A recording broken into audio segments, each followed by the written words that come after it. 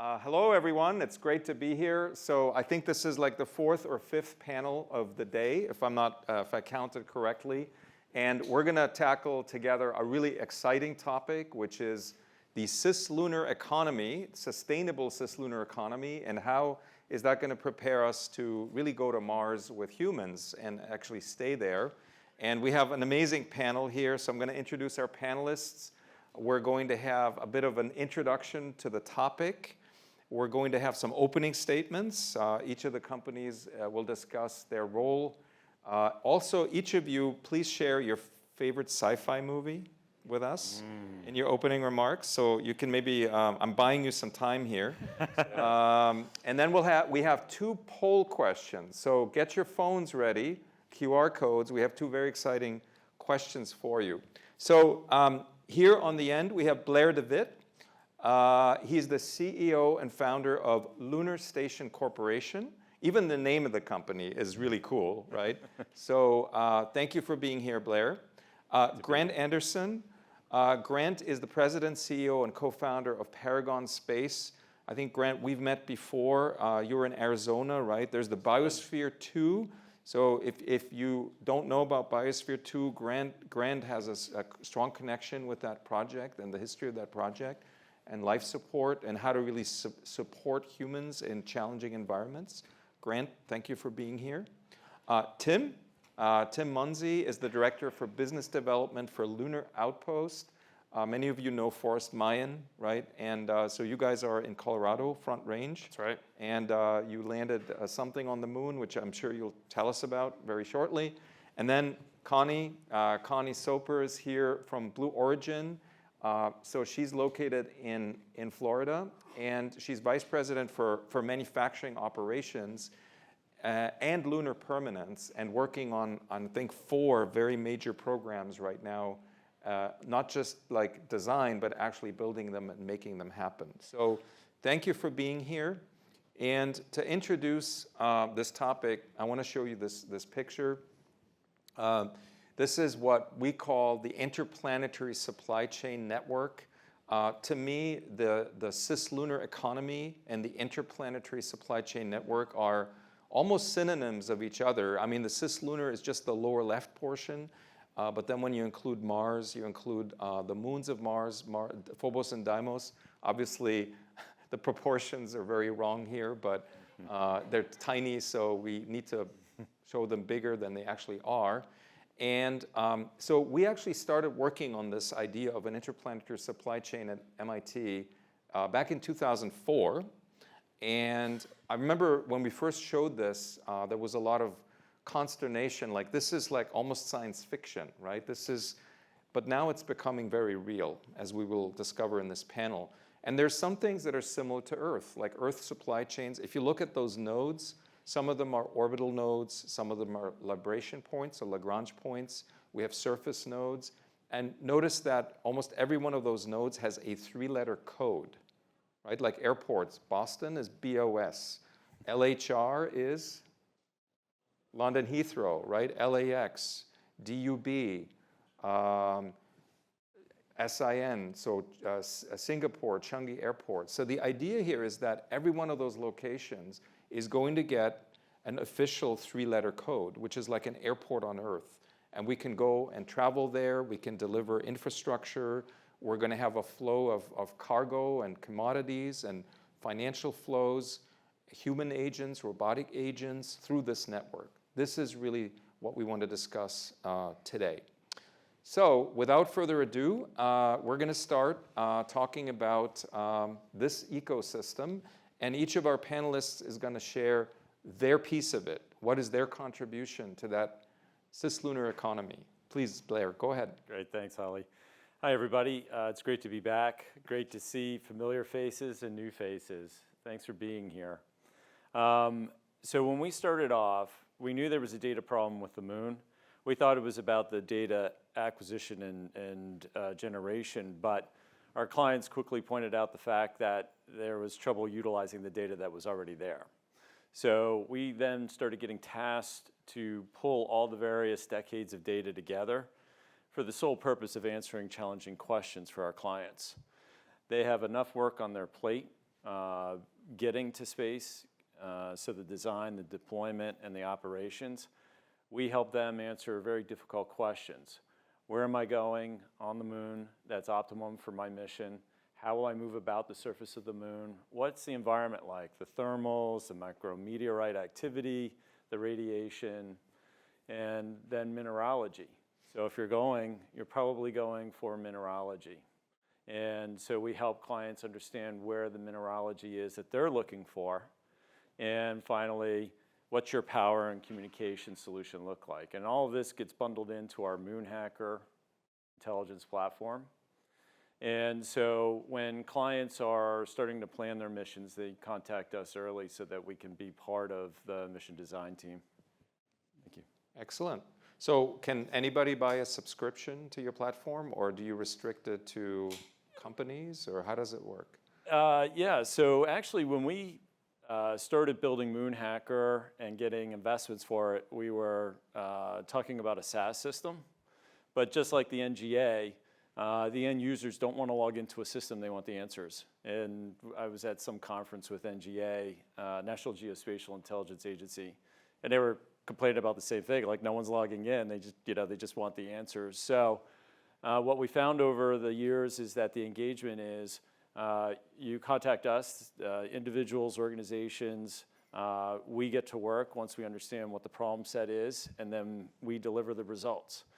It saves our clients a lot of time and effort because we're working the system, and there's one extra benefit: we don't have to document the system because I'm not an English major. Awesome, thank you. All right, I think we're moving on to Paragon and Grant Anderson. Hi, so yes, thank you very much to the organizers for this and inviting me here. So Paragon is 32 years old. We do life support in extreme environments, space being the ultimate extreme environment. It's about 80% of what we do, but we also do on surface things, special ops, other things, CBRN, chemical, biological, radiation, nuclear stuff. So we've been involved for a long time with pretty much every aspect. If you want to fly a human or a biological payload, you should come to us first because we've done every trade study in the world a few times over. You know, to me, a logistical train has three elements to it. It has to have a commodity that has enough value that it's worth the transport. It's got to have the transport capability, and then it's got to be cheap enough to transport that it actually, the cost of the value of the commodity covers the transportation. Well, we feel that a lot of the commodity is going to be humans or human related. So we do things like the recycling of the urine on the space station we do because we actually hit the 1,000 kilogram or metric ton worth of water recovered on the space station last December.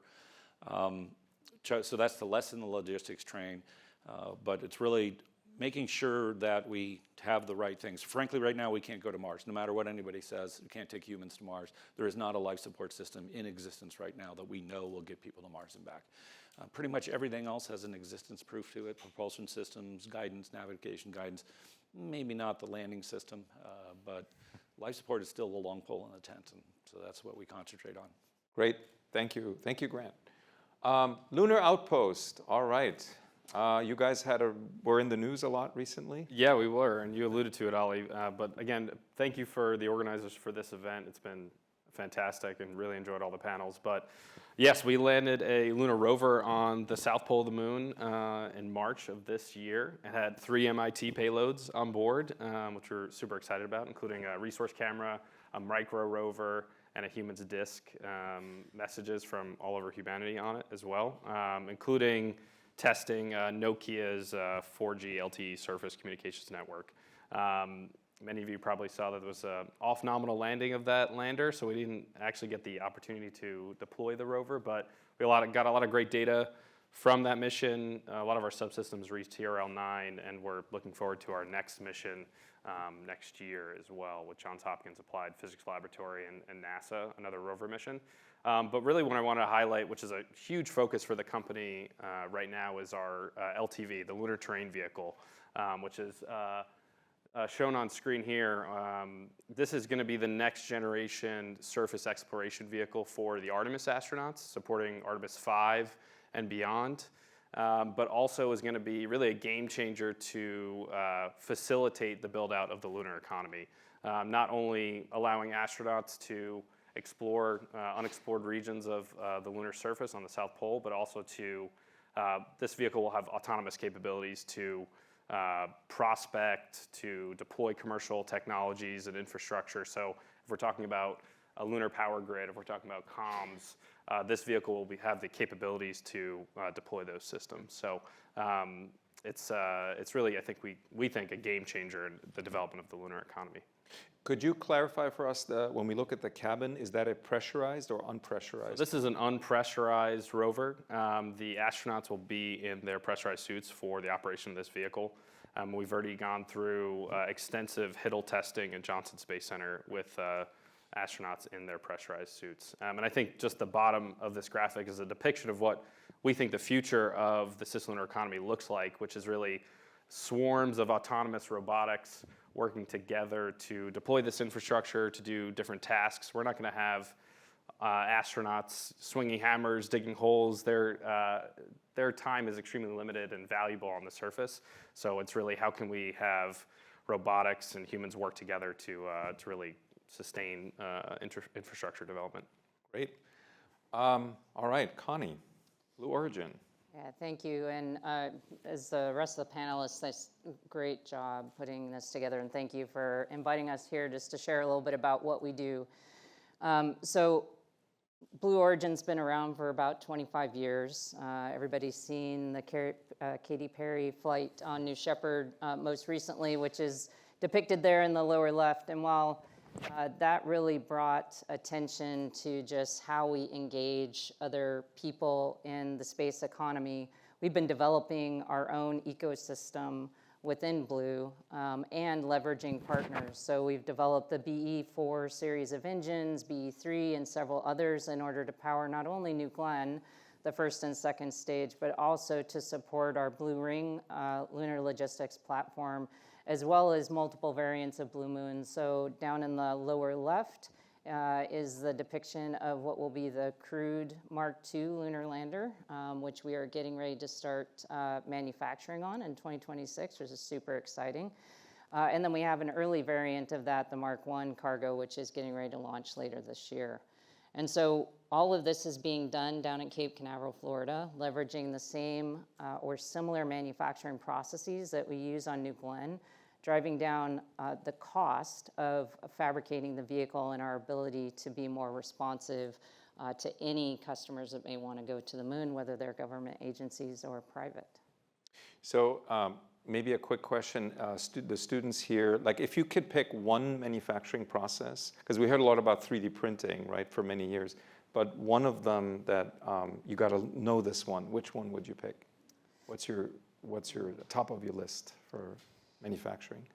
Yeah, I think I'm going to give you an A and a B. So the A is around composites manufacturing and pushing the limits of that, including the development of new manufacturing processes and the ability to do that in an automated way in order to reduce the overall weight of the vehicle and improve the amount of cargo we can take to orbit and or to the moon.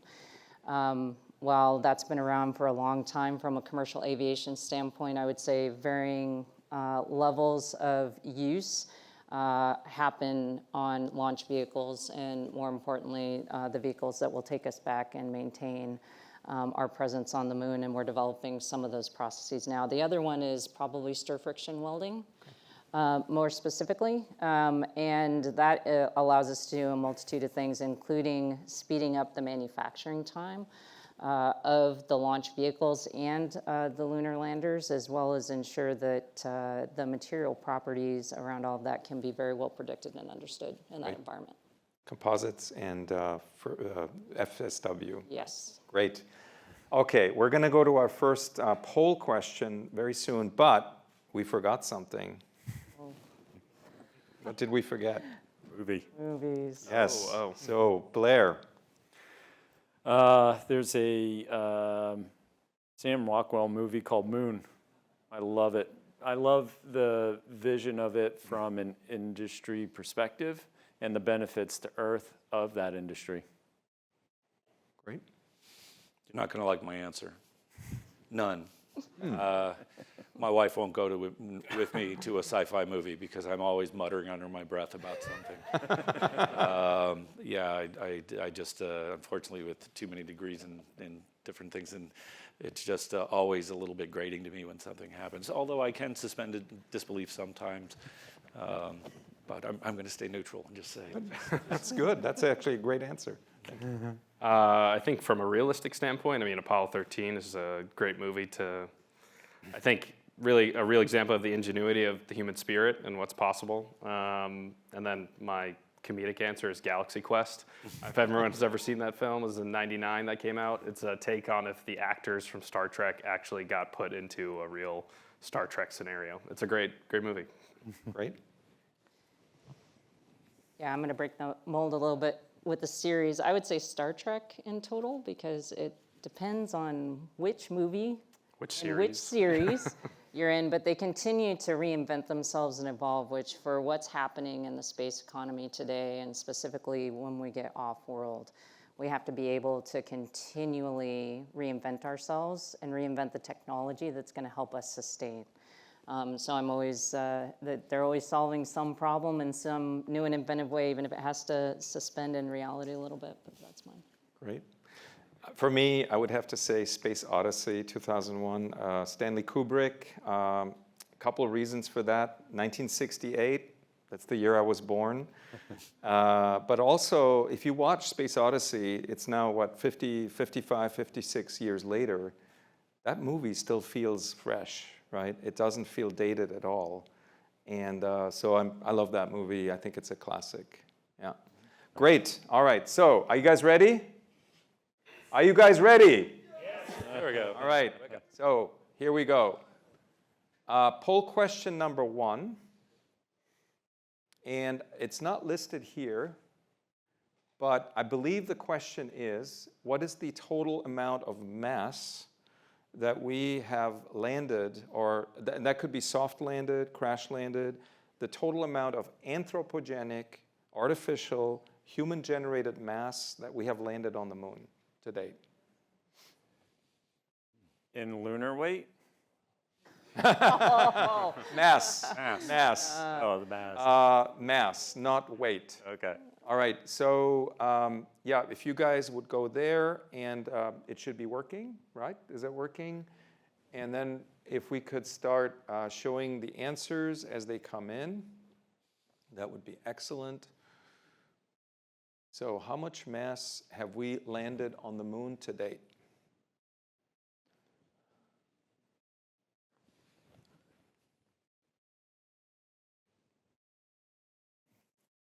Do you include the humans that were in it too? The humans? Do you include the humans, yeah? So everything that's been, I think, returned is then not included. Oh, like if you counted like right now, how much mass is on the moon right now? So not anything that we've returned. And all right, we One only brave have soul. one vote. That can't be right. Refresh. Do we need to show the QR code again?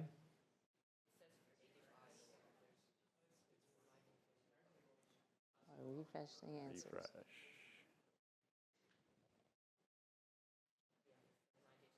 92 answers. Aha, There we go. okay, that's more like it. All right, so 50 tons, 150 tons, 100 tons, or 200 tons. Wow, this is an almost equal split. So if this was the, do you guys remember the show, Who Wants to Be a Millionaire?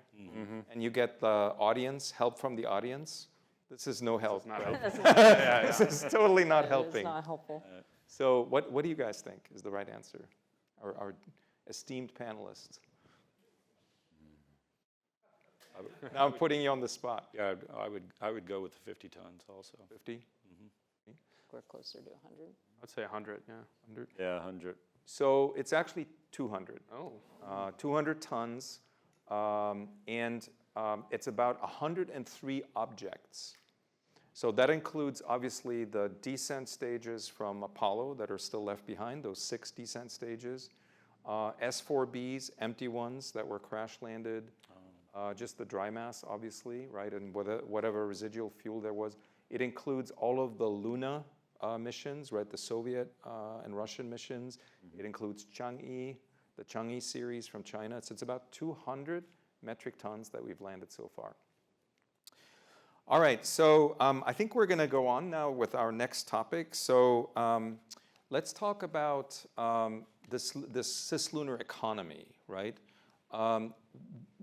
To really get it going, you know, we have missions, we're landing things, but like ramping up to a steady state, what do you see as the key technologies that we need and the key blockers? So the key enablers and the key blockers for actually growing that to make it like a real thing until it becomes sustainable. So the growth phase of the cislunar economy. What are the technologies and what are the blockers? Connie, we'll start with you. Technologies and blockers. I would say I'm going to invert them. I think the initial blocker is, in fact, the cost associated with every launch. It is still too high, and the number of launch providers. I think those are probably the two. Our competitor has done a great job. We're now getting in the game with New Glenn, clearly, but we need more of that. We heard earlier today that I think the panel just before this, that the number of launches available for the amount of work effort that we want to do is just too low. So those two for me are the blockers. I would say from a technological standpoint, I feel like the answers are in front of us. It's the application of those technologies in new and different ways. In many cases, we have, I would say as an industry, and this is rapidly shifting with the commerciality of the space industry. However, in the past, it's been very long development lead times, and we have not necessarily leveraged things that have been done in the automotive industry, and in some cases in the aviation industry as well, to help push us forward in a way that's faster. So I think we've got to get back to first principles in that regard. Yeah, I would agree with Connie. I think the cost of launch is probably the main inhibitor. I think on a previous panel, the cost per kilogram was quoted at $1 million to get something to the moon, which is prohibitively expensive for the budding, startup ecosystem that's trying to do ISRU activities on the moon or do some sort of prospecting or develop lunar power grid technologies. For us, we've sent these small rovers. We are contracted with SpaceX Starship for the LTV to launch, obviously making it more cost effective to launch something that's this big. But for folks that are raising capital, looking their investors in the face and saying, we need X millions of dollars just for one mission, it's a tough pill to swallow for deep tech venture investors to make that bet without maybe some sort of matching funding on the government side. So that, I think, is the biggest inhibitor to the continued acceleration of the lunar economy. I know Connie and others are working on it, and we're excited for that cost to come down so more folks can access these launches. But from a technology standpoint, I would say autonomy. For us, I think autonomous operations, making sure that these spacecrafts or these robotic systems that we're sending up to the moon can operate efficiently and operate cooperatively. Again, I think that's going to be the ultimate way that the foundations of the cislunar economy are built by robotic systems. So I'd say autonomous operations is a big technology. And just the lunar night, right? It depends where you are. Yeah, that's a great point. It gets really cold during the lunar night. Are all your rovers, all your products designed to survive the lunar night? So for the how do you think of it? Explorer class rover, the one that we sent up in March, that was not designed for lunar night survival. We were going to power down, hibernate, and if we had the opportunity to turn back on, we would have. But you're right, that's another challenge from a technology perspective, is how do you last through these extreme temperature changes on the lunar night? And ultimately, folks are working on it. For the LTV, we're going to have a massive battery system that will allow us to hibernate and survive the lunar night, keeping systems alive, keeping temperature constant for those systems. But from looking decades out, I'm a big believer in nuclear systems for for continuous power generation. And I think there's a whole regulatory environment around that that's being figured out right now. But ultimately, I think that's going to be a key for lunar night survival and multi-year mission. Great. Grant. Yeah, a little bit different theme. I agree with launch costs, but the two things that I think will cause us the most harm and block us the most on the moon is moon dust, and then the other one that was mentioned, which was survival through the night. Really, there is no way in the world, literally, in this Earth, to simulate moon dust. And it doesn't matter about all the different analogs they have and everything else. It's just something that's been bombarded for 4 billion years with micrometeorites at 10 to the negative 12 torr. You just can't recreate it on Earth. And even the samples that came back from the moon, it's kind of a dirty little secret that all the sample boxes were at Houston ambient pressure by the time they got in the lab. So there are two types of people. We can solve the dust problem and the, oh my God, dust is going to kill us. I definitely tend towards the dust is going to kill us. I'm worried about us plunking billions of dollars worth of material down on the moon and it fail after about a month and a half. If you ask any Apollo astronaut, they said if you gave us all the oxygen and water, we never would have been able to go past about 3 days just because the suits were falling apart. So I think the big opportunity is the ISRU. At one time, I think Paragon had the most ISRU contracts with different entities. I think it was up to 7 of them. Really, when I look at the whole cislunar economy, well, the whole space economy, there are really 3 commodities that you will make money on in space, and only 3: nitrogen, oxygen, and hydrogen. Those are the 3 things that are very hard to find, very hard to get. You need it for obviously life support, but also hydrogen, oxygen for fuel, or even if you make methane and stuff like that. So we have concentrated on the ISRU side. And by the way, it's in situ resource utilization. I'm assuming everybody knew that, but maybe not. If you want to call Jordan Holquist, he's our PhD that runs all our ISU programs. And we'd love to do a bunch of them. Oh, and one last thing. If Eclipse lander lands on the moon and it doesn't have a dust experiment payload on it, it is a wasted mission. I'm sorry, but I mean, Wow, that's great. We're not a cliff spider. So just to dig a little deeper on the lunar dust, I think most of you probably knows this, but Grant, can you describe to us if you took dust on Earth and dust on the moon, and we looked at both under a microscope, how is it different? Why is the lunar dust such a challenge? Well, there's 2 reasons. One, the morphology, it has had nothing to weather it down. So it's extremely sharp. It's full of crags and everything else. And the other problem is it has no interstitial gas. So it is a highly abrasive subject. I mean, the astronauts that walked on the moon came back with dust embedded in their fingernails because it got in the suits when they took them off and put them on every day. They took that time to grow out. What a lot of people don't know is they also had lines of dust damage in their skin because the dust went through the beta cloth layer, through the micrometeoroid layer, through the pressure bladder layer and into their skin.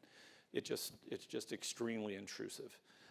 And those are the things you can't really recreate. There's things that you make on Earth or just don't have the edges, and it's really, really hard to get out that last, like I say, 10 to the negative 4 partial pressure of the gas. Thank you. Blair.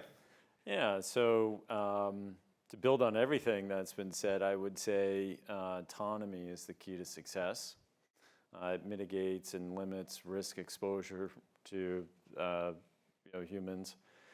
But the problem with autonomy is if you don't have a high enough concentration of data, there's a propensity to make bad decisions.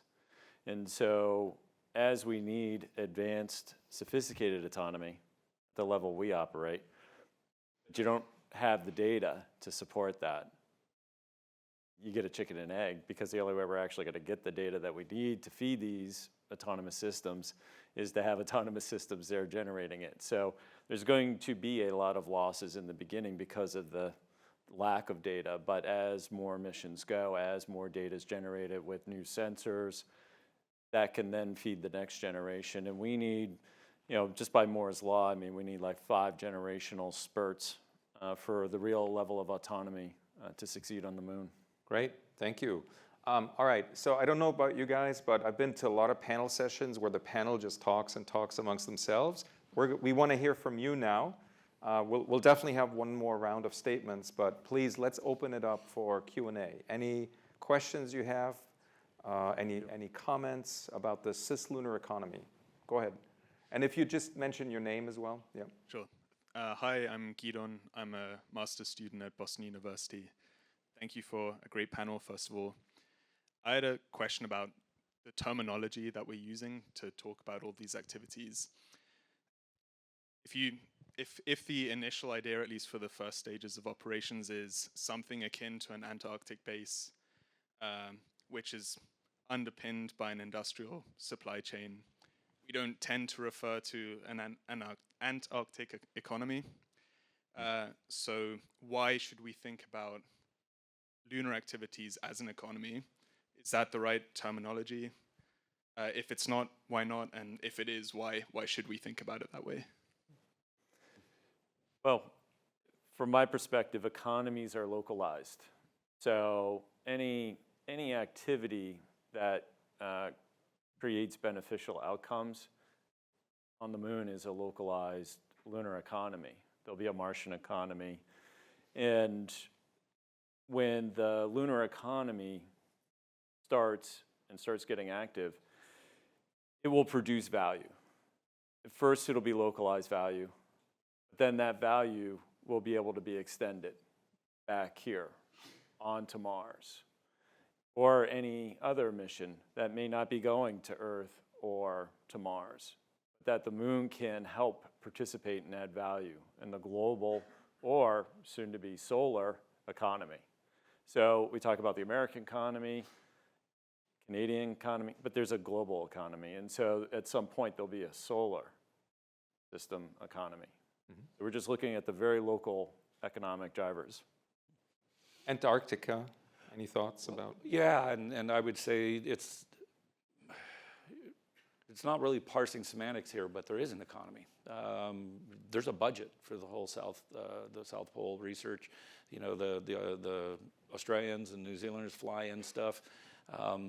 So remember, in the beginning, I said that the logistics train has to have something of value that's being exchanged. That can be information, and we have made a decision, and it's mostly government funded, that the information we're getting out of the Antarctic is worth the logistics train and everything else. In fact, I know one contract you can go after is removing the waste from the South Pole, and believe it or not, it grows tomatoes, but that's a whole nother discussion. So it depends on what the economy is based on. Almost, even like the American, and by the way, we try to say settlements, not colonies. You're not colonizing everything. But in the case of the American colonization of the East Coast, it was a business proposition, and then to go see what you could actually send back and start that commodity train back and forth. And so, Terminology, are we using the right terminology? I think so. I think to go off of Blair's point, it's a system. An economy is a system, and I think you could look at it at a localized level, like at a country level, at a state level. California is the fifth largest economy in the world. So I think it's just how specific you want to get, whether it's at a very localized level or at a solar economy level. Mm-hmm. Connie, any thoughts? I agree with Blair. I think the initial commodity is going to be information and learning, and how rapidly we assimilate that in order to sustain on the lunar surface and beyond. I think terminology, acronyms, what we call something is up to us, and I would expect that to evolve as we actually establish a permanent presence on the moon. So what we call it today probably won't look the same in 5 years, just like the landscape of commercial space doesn't look the same today as it did a decade ago. It's interesting, right? Antarctica, if you think just about the research stations there, you can debate, but there's clearly Antarctic tourism, right? People that take boats, either from, relatives of mine, they did a cruise from Ushuaia, which is in Patagonia, right? That's pretty big. I think Antarctic tourism is quite big. do you think we'll have lunar tourism? Like not the 6 months, but during the lunar day, a 2-week trip to the moon, a 1-week I'd trip love to the that. moon? Would you go? Oh, hell yeah. My wife always gets upset how fast I say that.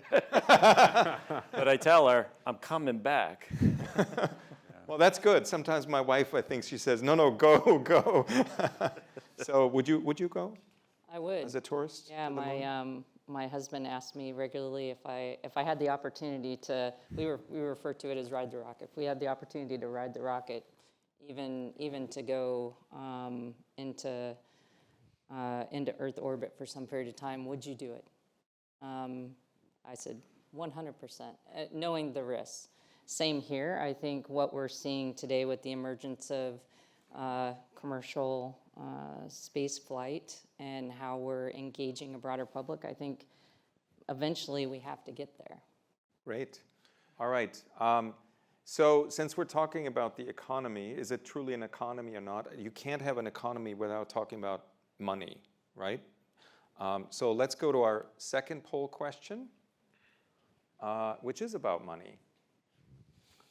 So the second poll question is, what is the value of lunar material back on Earth? And I can't see the exact phrasing of the question. I don't know if is it by kilogram or gram? What's the units? Gram. 1 gram, a 1/30th of an ounce, a tiny little bit of material. So lunar material back on Earth, what is it worth? And so we have different choices there. You get to be an economist now, right? While they're voting, could I say, you asked about movies. No, my favorite. You're changing your answer? No. He's What I picking say, an my answer now. favorite sci-fi short story is called The Menace from Earth by Heinlein. If you ever get a chance to read it, and it really talks about the lunar economy setup. There's a research station. They're building things on the moon, and it's actually a really personal story that happens in a moon base. And it's a short story. It's about 40 pages long. It's called The Menace from Earth. And then there's also, in that same anthology, there's another one called Columbus Was a Dope. And I think reading both of those will give you a fun idea about some future moon economies. Great, thank you. So the books, right, the stories. This one is 40 pages, you said? About? Yeah. Okay, great. All right, so the votes are coming in. We have 99 votes. Can we get to 100? Yes, we got to 100. All right. Awesome. All right, so the majority here, $20,000 to $50,000 per gram. So that you multiply that by 30 to get a per ounce price. So Daniel and I had a very long text chain last night about what's the correct answer. It turns out it's really difficult to determine a price for lunar materials. What is the price of gold right now per gram? It's about almost exactly $100 per gram. The spot price for gold is about $100,000 per kilogram, like right now. So that's the green answer. So those of you that answered green, which is only a couple people, your answer means that lunar material on Earth is about the same as gold, but it is more. So we believe the correct answer is the red answer, $300 to $500 per gram. The other interesting thing about this is there's a big price difference between lunar material that was collected on the moon and brought back to Earth. And for example, you can buy, the Apollo materials are not for sale. They're not supposed to be for sale. But you can actually buy Russian, samples that were brought back by the Luna missions. Some of that is available for sale. And that is very expensive. But you can actually buy a lunar meteorite. So this is lunar material, legitimate lunar material that got back to Earth through natural processes. You can buy lunar meteorites for $5,000, $8,000 a piece. So it's interesting that there's a big difference between lunar material on Earth that came to us naturally as meteorites and lunar material that was actually collected, sampled, and returned. So it seems like a trivial question, but it isn't. But establishing a true price for lunar material back on Earth is part of establishing a lunar economy. But Ollie, what we're seeing there is really a cost function. Right now, you need it to sell for $20,000 to $50,000 to cover your costs. As the Cislunar market and supply chains grow and mature, you actually can get to those price points because your cost points are down. Yeah. So you're seeing a function of cost. Interesting. Do you guys have thoughts about the answers we're seeing here? I mean, that's a pretty robust 102 votes here. That's a fairly statistically meaningful answer, right? But what are your thoughts? Well, I'm the one who probably pissed off people by saying you'll never make money on anything except for hydrogen, oxygen, and nitrogen. You have to compare it to its equivalent. So why would you bring something back from the moon? I mean, we've got a lot of silicates and everything else on the Earth here. It's the uniqueness of it. So it might be the collection method, how you collect it. We've worked on some hermetically sealed things that will not contaminate it, although there's a lot more that needs to be done on that. But I think the stuff that's going to be valuable so it can hit a price point where it is if it's still got the in situ properties that you collected it at. Great. All right, so let's take a couple more audience questions, and then we'll have a sort of final questions for the panel. I see we're sort of coming up on time. Couple more questions from the audience. And if you could mention your name as well, please. Hi, I'm Amy Imhoff. And as a woman in the aerospace industry who has spent the last 2 weeks defending a woman's presence in space, I don't really think we should call it the Katy Perry flight because that takes it away from Amanda and Aisha's excellent work in science and human rights activism. But I was wondering if we are going to create corporate buy-in for a cislunar economy, we really need to fix the optics on those sorts of things. And how does the panel suggest that we brief space tourists on how to be more effective ambassadors for space, in addition to the general scientists that go to space and are already great ambassadors? I don't think you said it explicitly, but I think, Connie, this one's for you. Yeah, it's I think it's very broad. I mean, we're just laying the foundations for getting back to the moon. So what we do today, what our children see us do, I'm a mom of 4, so they're watching all the time. 3 of which are girls. Only one has the aerospace bug, but okay, I'll cope with that. Becomes important. Taking our place, demonstrating that we are, as women, capable and need to be present and visible. Women have been involved for a very long time in the space industry, and making sure that it becomes normalized, which today it still isn't as normalized as we would desire it to be. I think starts with the generation that's in elementary school, junior high, and high school today. So doing that outreach and having that communication, I think will help us reset the perspectives that you described. Connie, how old is your daughter, the one with the aerospace bug? She is 15. Let's make sure she applies to course 16. We have to talk. We also do high school interns. What are your thoughts about this? This is a very challenging question here.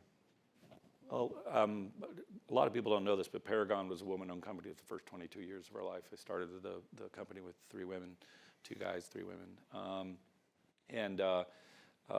We'd like to think we've been ahead of the curve in all this. I think we're sitting at about 29 to 30% women in our company, but we're above industry average. I think the way to battle it is to not make a big deal about it. It's going to be a space flight. It's going to be people going to space, humans going to space. Humans happen to be, and I don't want to open any things here, but we have males and females, and from a merit-based standpoint, they bring all of the same things and things that are different all at the same time. I do life support. I can't fool myself into thing. Yes, it's a lot harder to collect urine from a woman than a man, believe it or not, in space. It's harder to keep the separation between the urine and the feces and stuff. We have to figure out those things and do those right. I think there's a lot made up about the space station that couldn't do a walk because they didn't have a suit that fit the woman that was up there and the man rather than the man. I mean, it just takes a little bit of forethought. But I found more than anything else, it just takes a matter-of-fact look at what do we need to do. And I could tell you from a human standpoint, life support used to be if they made it home alive and they could hug their spouse, that we were successful. Life support did their job. I don't buy that anymore because we're finding out every time we look. I think I said to somebody in the audience, right now it's like we're taking a microscope up to the ass of an elephant and declaring what's happening to the elephant.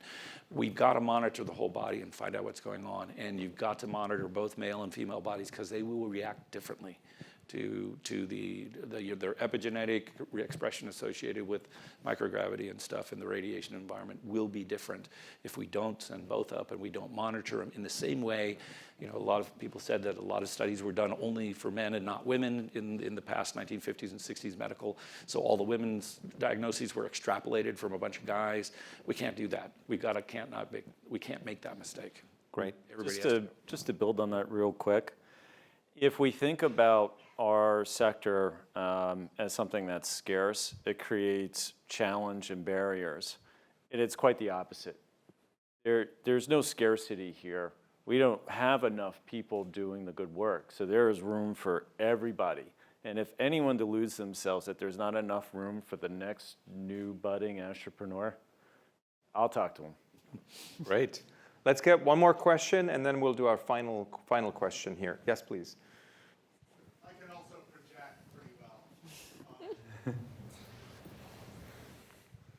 This one is particularly for Grant. There was one element that I didn't hear you talk about in terms of what's worth bringing home, and that's helium. So I'm just interested, nobody here has talked about helium-3. There are a number of companies that sort of think that is the magical unlock of the thing that today closes the economic gap. So I'd just be interested to hear what you all think of that. Okay, so it was directed at me. Yeah, I didn't mention that. I wasn't totally, because I just didn't think about it. Helium-3 and like fusion in general has been it's something that's going to happen in the future. Right now, you could bring back a whole bunch of helium-3, but it wouldn't make a difference because we really don't know how to fuse it, and that's what we've always heard is what it's used for. So yes, there will be things like that. We might find out there's, what is the alien one with the unobtainium out there, that we might find an unobtainium that is valuable enough, and helium-3 may be it, but it's not proven to be it yet. But I know we need nitrogen, oxygen, and hydrogen. So. I would just add to that, I think the systems that are going to enable helium-3 extraction from regolith, the costs of launch, of extraction, of getting huge amounts of mass to the surface to do the regolith, the amount of regolith extraction that you need to get usable amounts of helium-3 is just, it's not necessarily, it's kind of cost prohibitive right now, but as the economy continues to evolve, those costs will come down and it'll make it easier to justify the ROI use case for not only extracting the helium-3, but returning it to Earth. Oh, so you did see my favorite movie, Moon. Right. All about helium. Great. All right, I think we're sort of at time. So final question and just a quick answer. So we have you guys all represent space companies, right? So we have Blue Origin, we have Lunar Outpost, we have Paragon, and we have Lunar Station Corporation. So clearly you guys represent space companies. But if you could choose one representative of a company that is not a space company, so it could be mining, healthcare, biology, life sciences, a non-space company that should be sitting up here on this panel, what would you choose? Connie.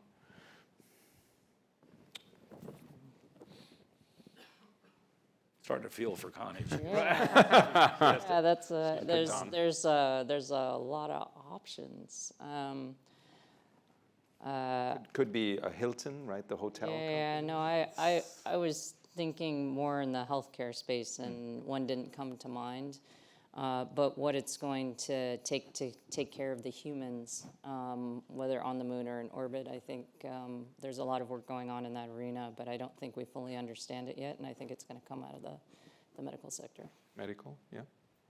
I mean, I know there are NASA experiments or programs, LEAF being one of them, for agriculture, but there's an entire ecosystem of controlled environment agriculture companies that do large-scale production here on Earth, not only from a vertical manufacturing perspective, but also just in the greenhouse environment.